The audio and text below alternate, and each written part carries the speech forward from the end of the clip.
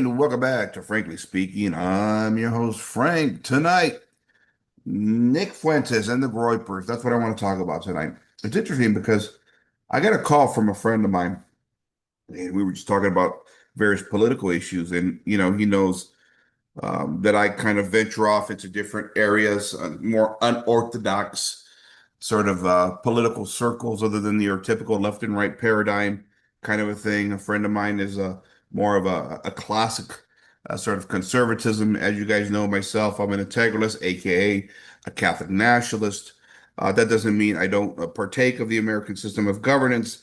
I'm a practical guy, and I do the best I can with what we have, what I believe is a flawed system, because I do care about the nation. I do care about the future, not just for myself, but for my children. But from a philosophical standpoint, at least, I consider myself a Catholic integralist. And so it's interesting because, he's asking me about Nick Fuentes and, what I think about him and how big sort of this faction is sort of on the right, because he's concerned about that the right has grown. Well, it's growing sort of a cancer of sorts, or there's a malignant part of the political right, with him being more of a sort of classical liberal guy. This is a good friend of mine, good guy. We've been following politics together now. Wow, since we worked together in the mid 90s, and then we've talked a lot of politics over the years, almost every day of our lives.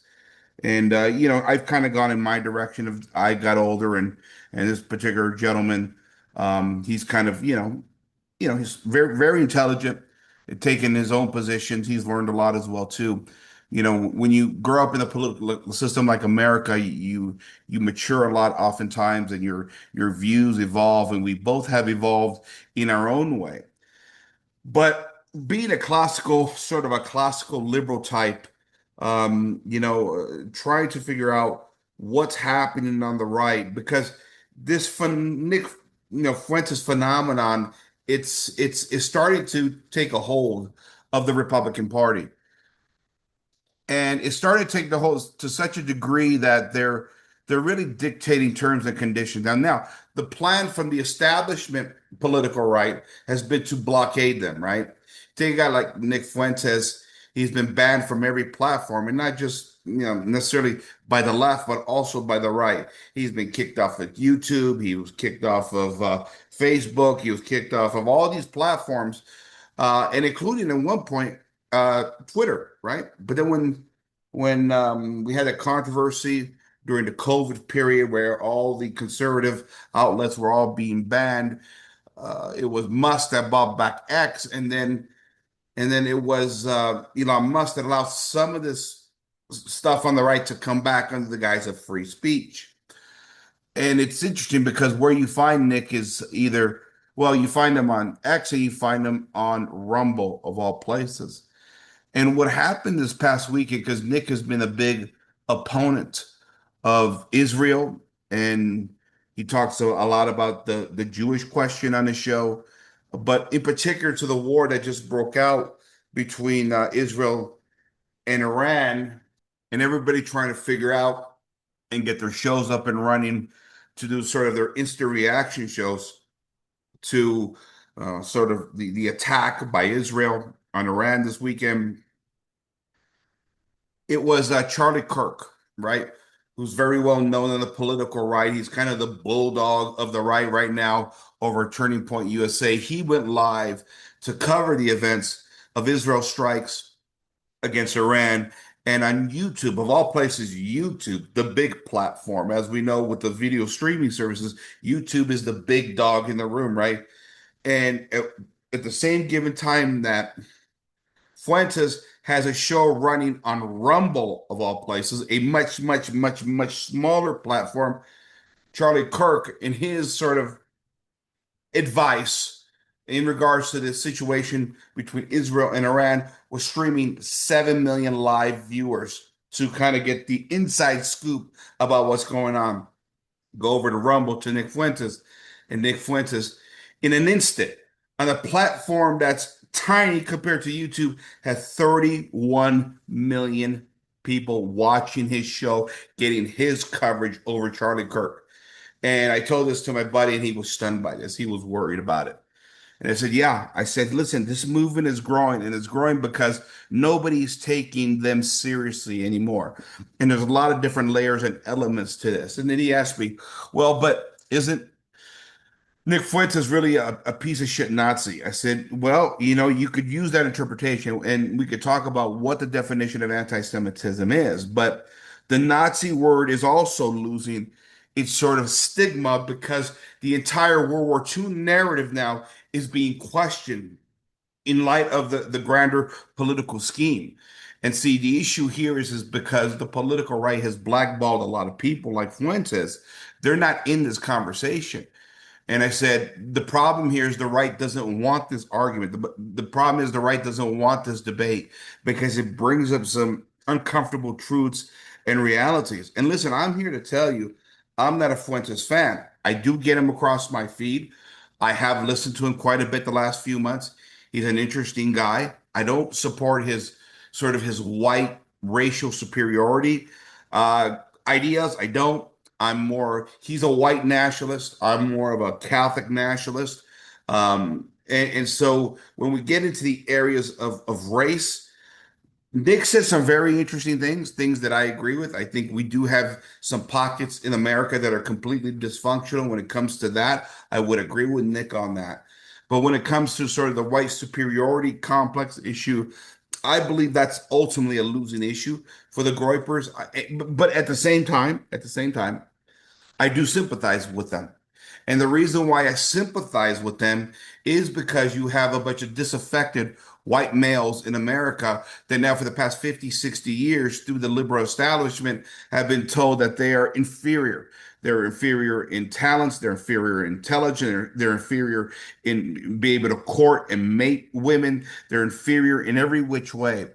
And so this is why the white nationalist movement is growing. It's a set of young men that have been ostracized from the mainstream of society, a very liberal society, right? Where your classical conservatives have failed to really bring in, these young men to reassure them that, listen, you have a place in our party. You have a place here within the realm of classic conservatism, because what classical conservatism has done is surrender all the issues over time. And what they really are and what they've always been, because I was a classical conservative many years ago myself. As you guys know, I left the conservative movement in 2013. But what they've always been, they've been a voice for the oligarchical class. They've been a voice for the billionaire class. And everything they've ever preached, from tax cuts, the economic and your prosperity, and all go make the money. If you make the money and I make the money, we all make the money, we're all happy. These are the talking points that the billionaire class has always wanted. And the Republican Party and your classical conservative position has always supported these ideas. And so now you got a bunch of disaffected young men. The liberalism says you're strange, you're odd, you're weak, you don't deserve to get married, you don't even deserve your women because other minorities are better than you in terms of building relationships and having sex and all this stuff that we talk. These young men can't find jobs now because the whole economic thing has unraveled now, right? In America, right? We have this great divide between the rich and the poor is getting wider. Young men can't find jobs. They can't buy homes. They can't start families. You got a culture that hates them. They go to public school. They've been told you suck. You're inferior. Women are better than you. The blacks are better than you. The browns are better than you. The Asians are better. Everybody's better than your average white boy in the society. And these young white men that are disaffected, again, with all these economic implications, social implications, they've been looking for somewhere to go to and gravitate toward. And say what you want about Nick, but they found a voice in Nick Fuentes that they believe represents them. Whatever you may think of Nick, whether he's right or wrong on the issues, this is what, at least I see, what Nick represents. And this is the struggle on the right because there's a battle for the soul. And I think too, what doesn't help is how conservatives have surrendered. Again, it's an ideology for the billionaire class. So when things become a political inconvenience for the conservatives or for the Republican Party, they simply remove these issues from the platform, right? whether it's gay marriage, whether it's contraception, whether it's the broken culture, the broken family. Even now, most recently, after the 2022 midterms, apparently abortion is a problem now in the political right because we got all these young feminists running to the polls, and now they tell us we got to surrender in the abortion issue. Well, these young men believe in real principles. They want to believe in real principles, and simply telling them, listen, we got to surrender on this to become a fiscal libertarian-esque party, and a fiscal libertarian-esque party that doesn't even do that very well, as the national deficit in the economy continues to spiral out of control, and hope for a lot of these young white boys spirals out of control. What is there for young white males to aspire to? What is it? What is supposed to attract them to conservatism? Nothing. There's nothing, especially as the right surrenders on every single issue. Oh, okay, they've drawn the line now at transgenderism. Ooh. After they've surrendered on everything else the past 30, 40, 50 years. And see, the issue is this. Gen Z, unlike my generation, was Gen X and the boomers, we fell for this trap. The moment we saw something wrong, with a certain part or demographic of our society, the only thing you had to do to shut us up was you're a racist, you're a bigot, you're a homophobe. Well, this young generation's not playing that game. They don't care. They just don't care. You call them a racist, bigot, homophobe, and they're gonna laugh at you and say, "See, you're proving my point right." There's no hope here for anybody. And so, when you try and threaten them that way, they simply give you the middle finger. It's not working anymore. And this has put the conservative movement in a quandary. And the reason why I bring up Charlie Kirk and 7 million viewers versus Fuentes and 31 million viewers is that now we're seeing a major split on the political right. And I said this for a long time, if you guys have listened to me.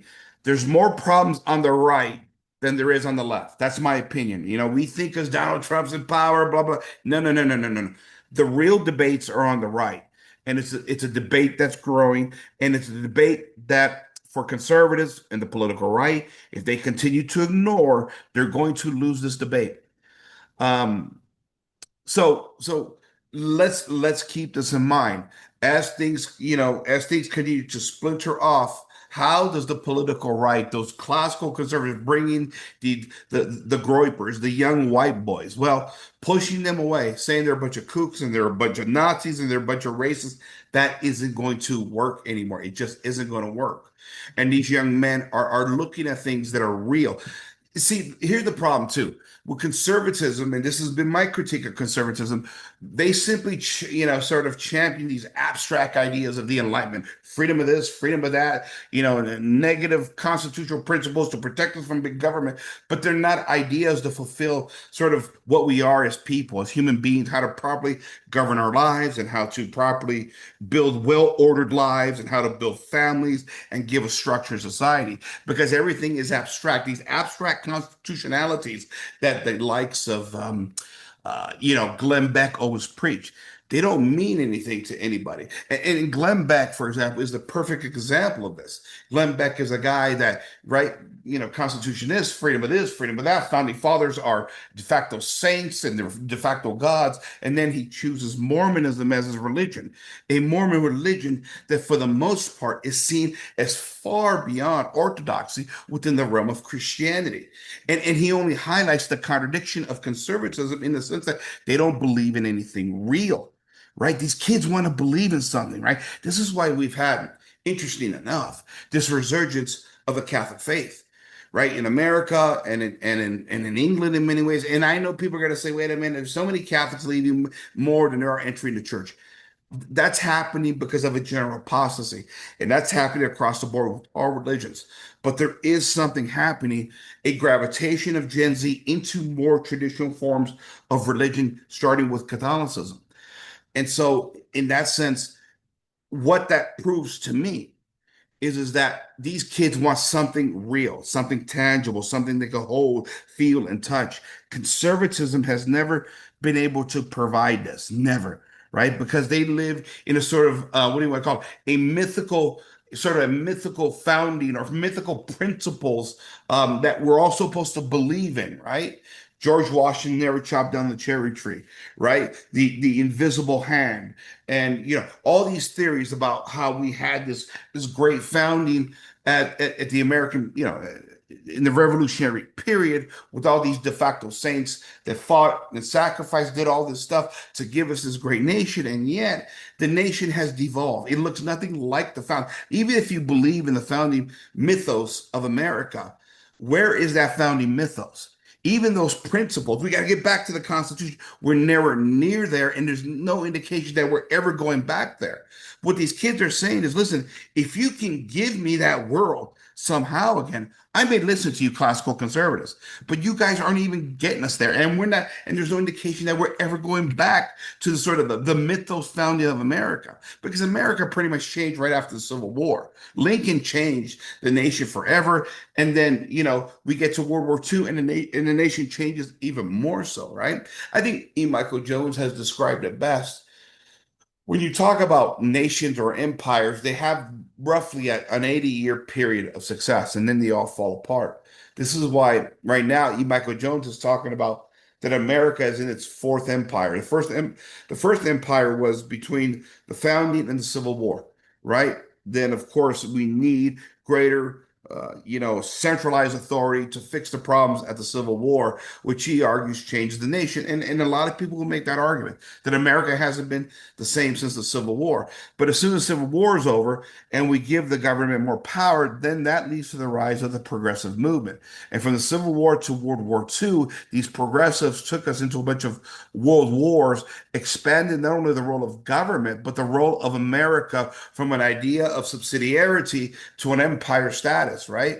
And this is what that era is about. And after World War II, America becomes an empire, and we see the liberal world order built on the backs of American society, where we go all over the world to spread the American message, right? American values, American economics. We're wars every year since the end of World War II, spreading the great vision of America, right? And now we're at about an 80-year period there, and everything looks like it's falling apart. And we're almost in the beginning of the fourth stage of sort of the American empire and what that would entail. And listen, me, Michael Jones has a theory about that. I won't get into it now. But the point is, these kids want something real, something tangible, something they can hold and touch.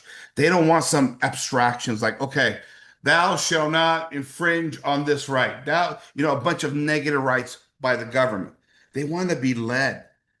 They want religion to be real. They want government to be real. They want government to stand up for what is right and do what is right, not go out and vote to have a bunch of feminists override their vote and to overthrow the values and the principles they believe in. They want to live in this society. See, it's kind of like I always said to you, what is the point of democracy when I have a right to vote, but my neighbor to my right, my neighbor to my left simply go to the booth and undo my vote? Right. The conservative answer for years, but well, you got to get together and you got to campaign and you got to stand up for what you believe in. Okay, so what happens when you're outnumbered? What kind of a society do we build? Is truth based upon how we vote and what electoral outcomes are? Because democracy is proving classical liberalism wrong at every turn. That democracy in and of itself has been used, whether it's interest groups or even elites and billionaires, to give us the society they want, not necessarily what we want. And these kids are looking back and saying, wait a minute, it's a billionaire class that runs Washington. It's a class that has a bunch of interest groups, right? Lots of identity politics that have all cobbled together to defeat my ideas or the world that I want to live in. Who represents me? Who represents the white boys? There is no representation for the white boys. I call them the white boys because happens to be lots of disaffected young white men. And so this is what the classical conservatives are missing right now. And it's funny because when you go on X, that's where listen to Nick, or at least where I find Nick. I'm not really what do you want to call it, a diehard Fuentes guy, but he's interesting because I listen to all points of view. I've always been that way. I still have the classical liberals on my feed. I still got the Charlie Kirks and even the cringy Shapiro on my feed that I listen to every once in a while. But when you go on there and you listen to Nick, and this is Nick's talent, I'm just going to tell you what it is. He's politically sharp. His information is and his understanding of the issues is impeccable for a young 27-year-old. And then he takes the time to explain it. You can sit here and say, yeah, but he's a Nazi, and he talks about the Nazi issue and the white national. Okay, fine, I understand. That's uncomfortable, right? But that's also part of that insecurity that the Boomer and Gen X generations were raised with. I'm telling you, they don't care about that. Nick's thing is, I'm going to say what I'm going to say. One thing Nick's known for, and I think Nick is a little hard, is on people like Candace Owens, because Candace Owens has had this awakening. But Candace, I think, is kind of protecting herself. She's trying to protect her platform and protect her family.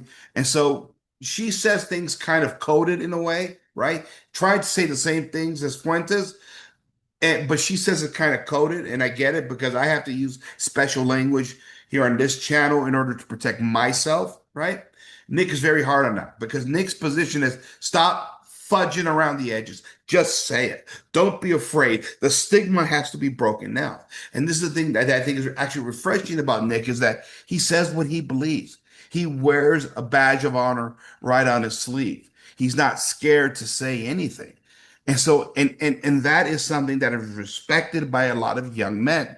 That because we've all been raised with the sexist, bigot, homophobe thing that we've all been intimidated to stand down and not fight, or we've been told we can't say that because we'll lose the next election. These kids don't care about the next election. I mean, they are America first, but they're going to say what they're going to say.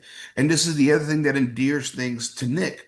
And it's powerful. It's powerful to stand up for something real rather than to make up imaginary things like the classical liberal right. Like, again, religion. Let's go to religion, for example. Nick is a Catholic, and he believes in sort of the preeminence of the Catholic faith, just like I do, right? When you talk to these classical liberals, it's a bunch of Protestantized abstractions, even within the realm of religion, right? You can believe in God, you don't believe in God, and your God is a little bit different than mine, but we're all going to get to heaven, even though we believe in different things. And God talks to me here, there. He talks to this guy as an individual, but then he talks to this guy over there, and we have different doctrines and different it doesn't make sense. Right? It doesn't make sense because religion has to be uniform. Religion has to be based off a pedigree. And in America, through the concept of religious liberty, we've never had that religious pedigree. Listen, as I've said before, right? What are the basic philosophical foundations of the West, right?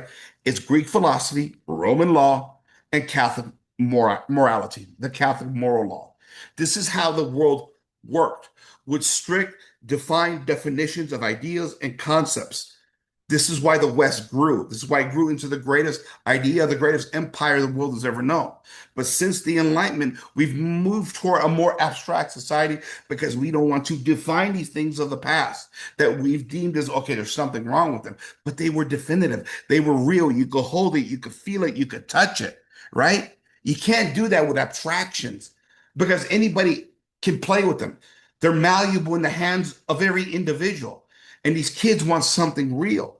The reason why you have such an attraction to Catholicism right now, and in many cases Orthodoxy, it's real. You could feel it, you could touch it. There's a structure, there's order, there's discipline. Everything that we need as human beings, and not simply you're free, free, free, freedom, freedom, freedom, freedom, freedom, do whatever you want. Because once you do whatever you want, there goes the order, there goes the structure, there goes the discipline, right? And this is why in the West, since the Enlightenment, right, we've been overrun by what? Protestant degeneracy. Protestantism, that I've told you many times before, is one step away from atheism. And this is why the West has devolved. Look at the Protestant nations, particularly North Magellan line of the revolt. Countries like the Netherlands, the Scandinavian nations, England, they've all radicalized. Not only have they become atheists, but they've all ushered in the world liberal order over the past 500 years, or really the past 200 years, right? These abstractions they leave people confused. They allow them to tinker with religion in a way that doesn't make sense. This is why Catholics are so much more stable than Protestants, because we have the structure, we have the order, we have the discipline, and we have the pedigree that goes back for 2,000 years. It all makes sense to everybody. While Protestantism is just a game, it's a mind game of whatever flavor you want to choose. And it feeds into the notion of this individualism that is now destroying the West, where everything is subjective, everything is malleable, right? Morality, what is marriage, right? As a Catholic, I believe you got to get married in an altar or under the altar of God. It's a sacrament of God. Well, in this abstract, degenerate Protestant world, you get married in the forest with the bears and the monkeys and the trees, or you can have Elvis drive you through, in Vegas through the chapel or whatever it may be. These things have all lost their meaning. That's why marriages are failing. Marriage in this abstract world of the Enlightenments. Has lost all sense of viability, of what is true, of what is deep, what really hunkers you down, and what allows your marriage to flourish and survive in a turbulent world where relationships are breaking up ever more so for different pressures throughout the world that we may be thrown at us, whether it's financial, whether it's moral, whether it's environmental, what have you. And these kids are all figuring this out. They're all figuring this out. Because not only can't they get married, not only can't they find a house, not only can't they buy a house, and their jobs are meaningless, what do you want to call it? Repetitive jobs that really don't accomplish much. But on top of it all, the social structure of liberalism has altered the very women that would make the wives that they need in their lives to help them even mature even more. Because marriage is such a vital institution for men. It's a vital institution for women, don't get me wrong, but also for men.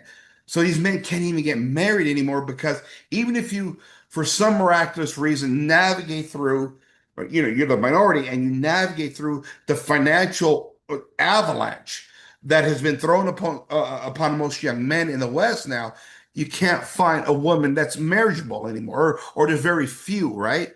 When you look at kind of from like a pendulum, it's become very difficult. These men can't find women anymore because liberalism has again rotted the minds of many young ladies, right?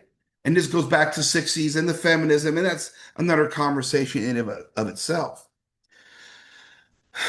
And so I said to my friend, listen, I know you're disturbed by this because the moment you get into the Nazi question, right? But he's a Nazi. He's a Nazi. That's a kill shot for the classical conservatives, right? We are raised in that time and era of the boomers and Gen X, where this is before social media. This is before we had access to information. So the way we did things in our days was, okay, go down to the library, do your report, right? We had three news channels, right? ABC, CBS, NBC. We got CNN, another leftist outfit in 1989, right? Well, we went down, let's say we had to do a report on a notorious historical figure, right? Let's just say a failed Austrian painter. We went down to the library. There was probably 5 or 6 books on this particular character. We pulled the book off the shelf. We went to the front desk. We checked it out. We went home. We read the book and did a report. But here again, right? Where were the books coming from, and who determined what books and information we had access to? It was a librarian. It was an educator. They've always been far, far, far leftist in the educational departments, going even further back than the creation of the Department of Education. In other words, the information we've gotten, this has been the great brainwashing of the boomers and my Gen X, the great brainwashing, those two generations. And it happened because we had limited information that was controlled by government and leftist institutions. And so we have these ideas of what World War II and this particular character, who he was and how he was presented to us. These kids have the internet. These kids are looking things up and saying, wait a minute, there's more nuance here.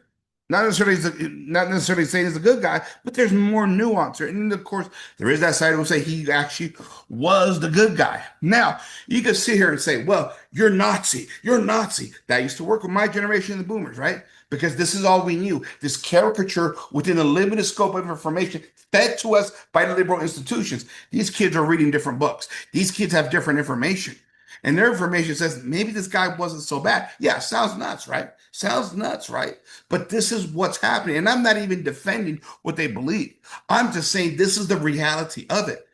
To dismiss somebody as a Nazi, that's the verbiage that we used to shut down my generation, right? 20, 30 years ago. That's how they shut everybody down. You're a Nazi. The moment you're called a Nazi, you're one of the biggest pieces of shit on the face of the planet, and you cower down, your tail between your legs, and you shut up. Those intimidation tactics, they don't work on this generation. They simply don't work on this generation.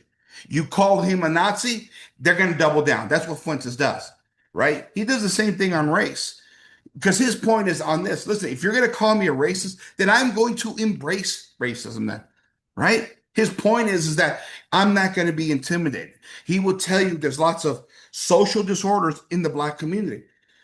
And he would tell you that this is a problem and that when you have a certain group of people, black people hunting down white people in the cities now, well, we should be concerned. He's bringing up these ideas. And when you say, well, yeah, but you're saying that because you're a racist. How dare you? He goes, I don't care. Call me a racist. I don't care. Right? These are the facts. These are the facts. And this is the problem is that when they lay out the facts, you got to want to deal with them. Now, some of these issues that the classical liberals will deal with, I've seen the classical liberals get better on race. They're less intimidated by that. I will say that, but it's not good enough because they don't have an answer. Because their answer is, we got to get back to the Constitution and the founding principles. And these kids are saying, are you smoking crack? Are you smoking crack? Are you stupid or dumb? Which one is it? I mean, I'm trying to be funny there. But my point is that these intimidation tactics, they don't work. These kids want something real, not something malleable. These kids want to be able to have firm belief. See, a lot of the problem, again, with this liberal society that we've created, this abstract enlightenment society we've created, it's left people hollow. It's left people shallow, right? The divorce culture in 1960s and 70s set up a lot of these kids for a lot of failures, right? The divorce culture, the sex culture, everything has broken down. And when you come from a broken family, where you weren't really introduced to any formalized religion or principles, things of that nature, and these kids still find the common good that we have within us, right? I'm not saying humans are good by nature, but there can be an element of that. We have a fallen nature.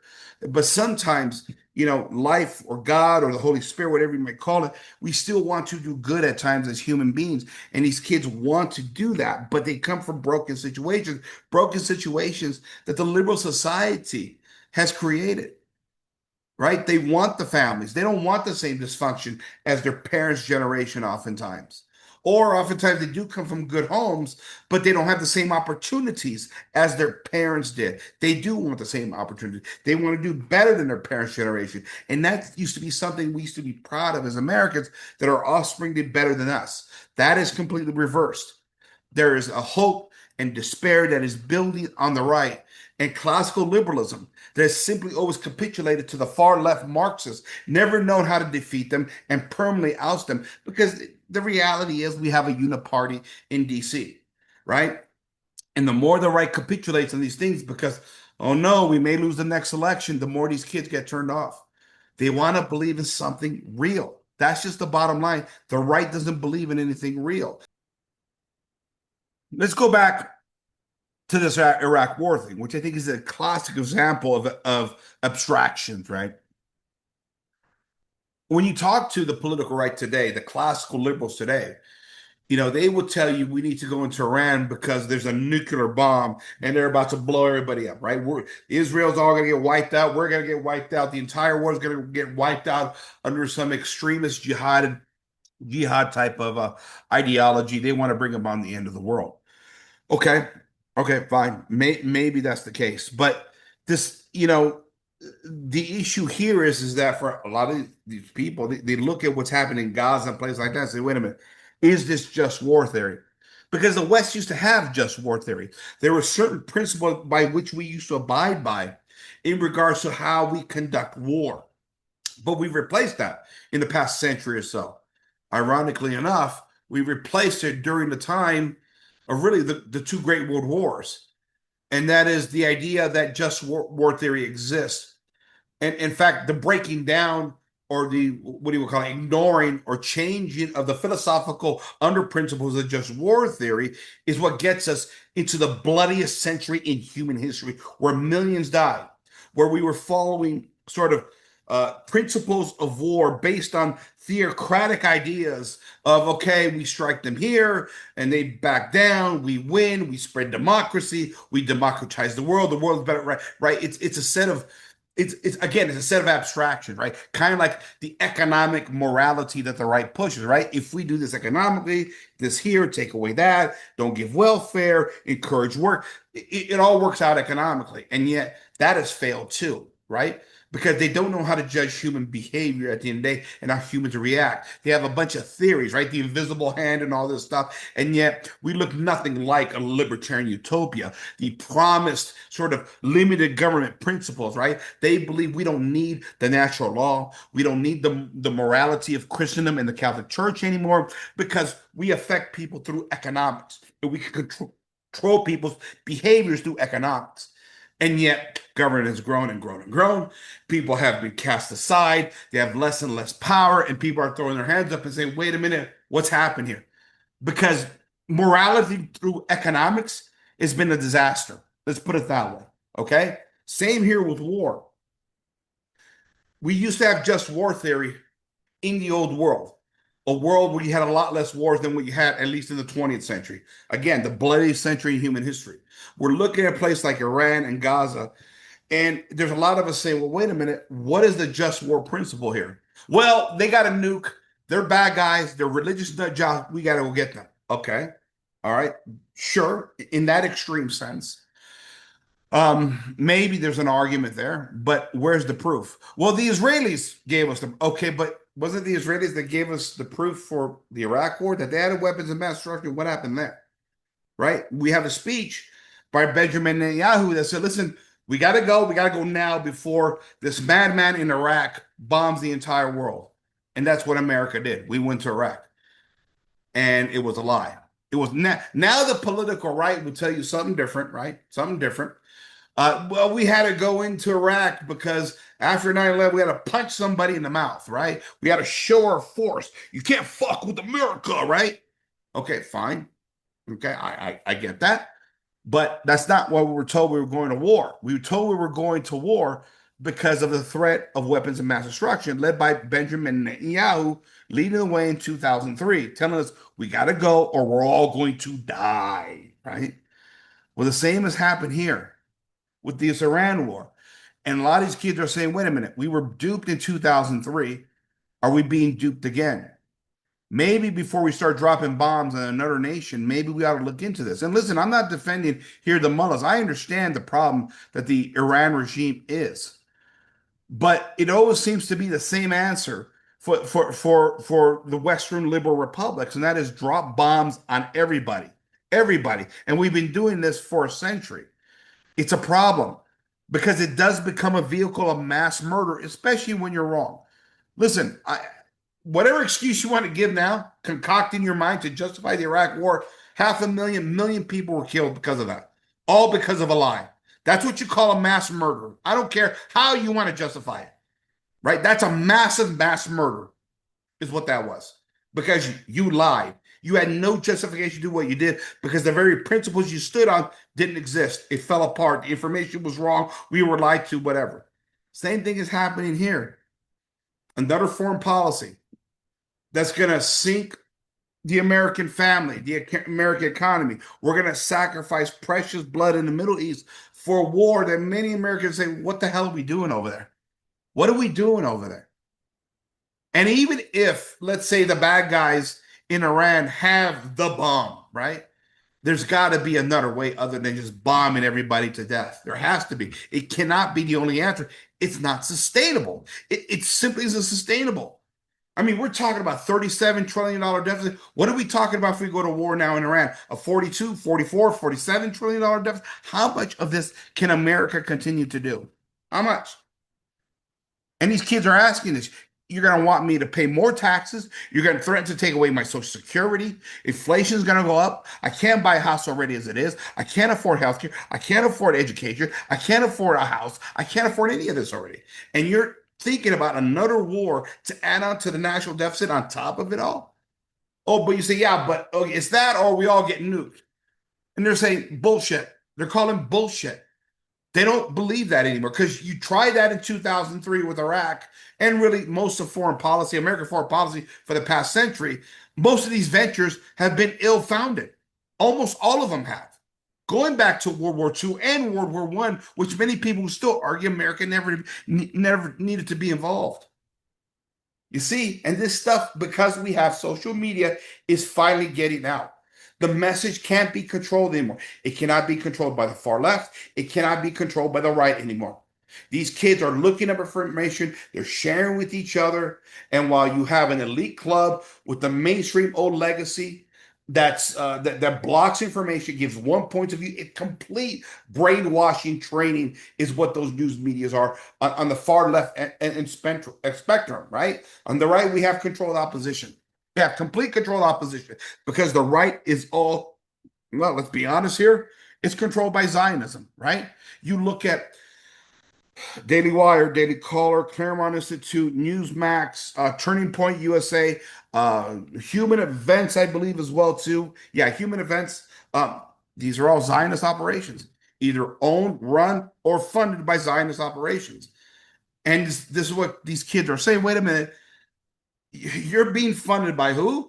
Because the funding now matters. This isn't, again, 25 years ago, we're all listening to Rush on the Behind the Golden Mic on the EIB network, right? I think Rush was a good guy. I just think Rush was wrong on a lot of things, right? This is different. This is the era of the internet now.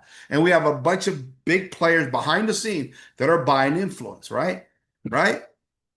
You know, and so when these young kids say, well, wait a minute, what about our Congress that's been bought out by AIPAC? Isn't that a problem? Well, these are issues we never talked about 20 years ago, right? This is why when they come after Congressman Massey and say, well, he's a libertarian, he's screwing up the budget, he's screwing up the tax bill.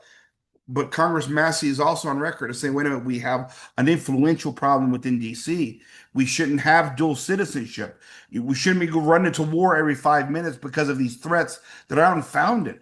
They're unfounded. These kids are calling it out. They have the information. And so what this has done is it's made the left completely delusional. The classical liberal right, they're stuck in a time warp bubble. They're not dealing with this because they don't know how to deal with this. Because the classical liberals live and die by the election result, right? They're so fearful of losing the next election, they don't believe they have a choice to stand on principles anymore. Guys, of all the things that the right has surrendered on, I never thought they would surrender on abortion. I never thought of it. But after the 2022 midterms, that's it. It's over. I'm still stunned. That's how weak the classical liberal conservatives have become. And these kids are looking at the classical liberals saying, you pussies. Excuse my language, guys. I'm sorry. But this is what's happening. You pussies. You're going to be intimidated by the next election?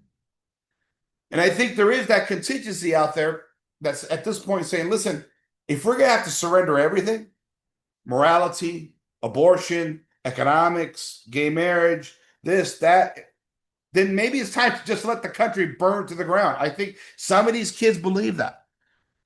Because the way we're structured at this point, there's no hope for a lot of these kids. And Fuentes is giving them hope. And listen, he's clear, he's concise, he explains his ideas very well, he's articulate, and guess what? He's actually a gentleman. Right? When he does have a platform or two that he's allowed to visit and discuss and debate issues, he's a gentleman. It's amazing that the right is running from him, from debating him. It almost makes it look like that they're scared of him. And I'm wondering why that is, right? He's challenged guys like Charlie Kirk and a few other guys. They won't host him because the idea is we can't platform the Nazi. He's a Nazi. We can't platform him. Well, okay. Despite whatever the Nazi label means at this point, right? And again, it's losing its sort of its, what do you want to call it? It's, its aura of sorts to condemn people as a bunch of, wingbats of sorts, right? The problem is when you don't take it on and you're not giving these kids hope, his audience is growing. It goes back to the numbers. Charlie Kirk versus Fuentes, 7 million versus 31. You want to pretend like he doesn't exist? Fine, but you're losing. You're in denial. This is where the right is at. And again, I'm not a Fuentes fan. Okay, I think he's interesting.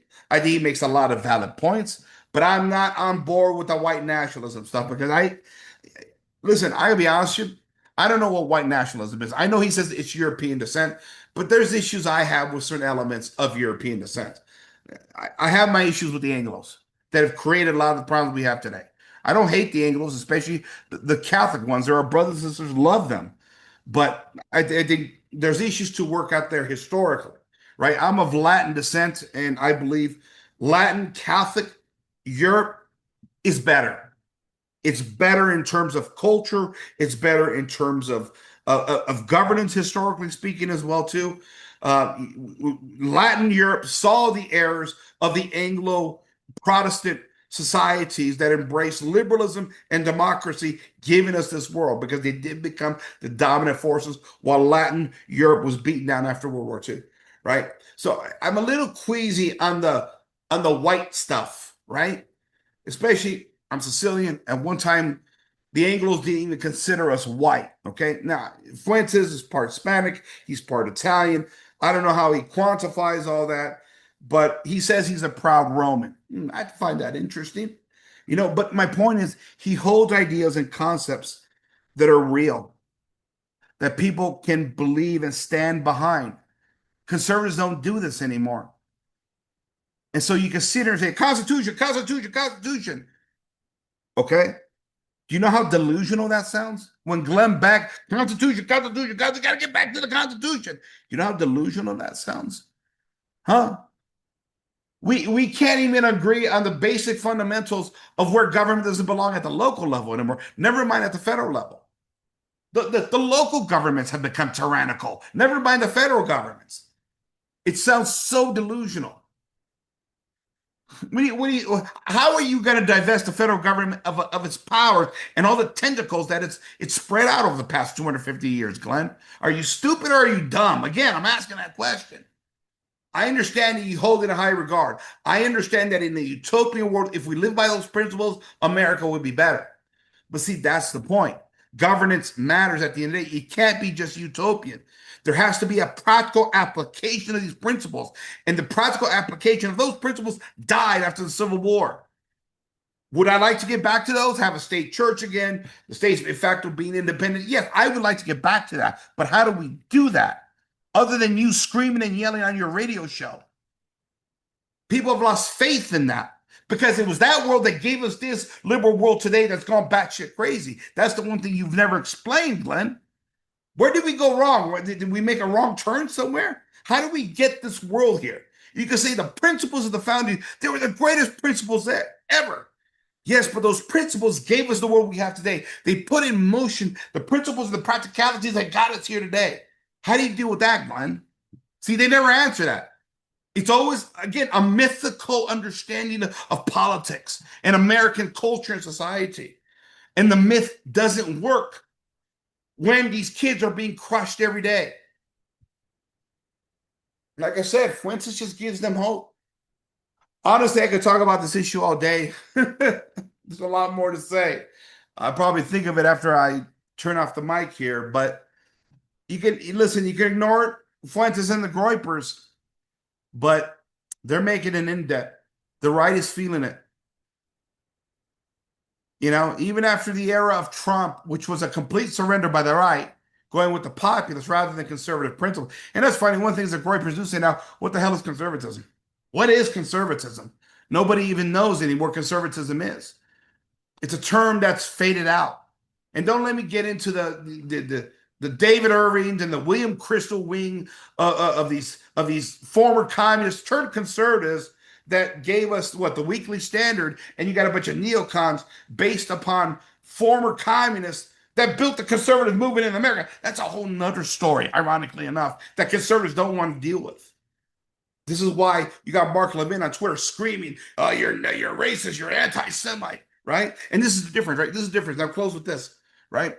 While Fuentes is on X and his platforms, whatever it is, explaining to these kids concise ideas, concise politics, history, explain it in a very charitable way, right? You got the Mark Levins of the world, right? Fox News host, right? The great one, Mark Levin, as Sean Hannity used to call him. His whole thing right now is with this Iran war. We got to go to war now. If you go to war, you're a Qatar agent. You're taking Qatar money. Tucker's a Qatar agent. Candace's a Qatar agent. Everybody's corrupt. You're a piece of shit because you don't want to attack Iran, right? You want us all to die under a nuclear bomb because you're a Qatar agent. It's like it's like Mark, get a hold of yourself. So while Nick is here explaining things in a simple way that everybody can understand, in a charitable way, Mark Levin and other like Mark Levin, they've lost their minds and have resorted to ad hominem attacks because they can't explain this stuff anymore. They can't explain it anymore. They've lost. So the only option they have is to block out this message, right? And tell themselves, well, these are a bunch of white nationalist Nazis. They're bad guys. They don't deserve to be listened to. Well, guess what? Many young men are listening to them. And if you want to beat their ideas, if you think they're off base, and I'm open to saying that, yeah, some of these ideas I'm not crazy about, I'll be the first to tell you. Guess what? By simply blocking them out, it's not working. They're kicking your guys' ass on the right. This is why you guys are losing the battle at this point. There you have it, ladies and gentlemen. This is my rant. Nick Fuentes and the Groypers, love them, hate them. They're here. They're a force to be reckoned with. You better deal with the conservators. Sorry, my cheap shot there at the end. Anyways, this is Frank. Sign off. Frankie speaking. Good night, everybody.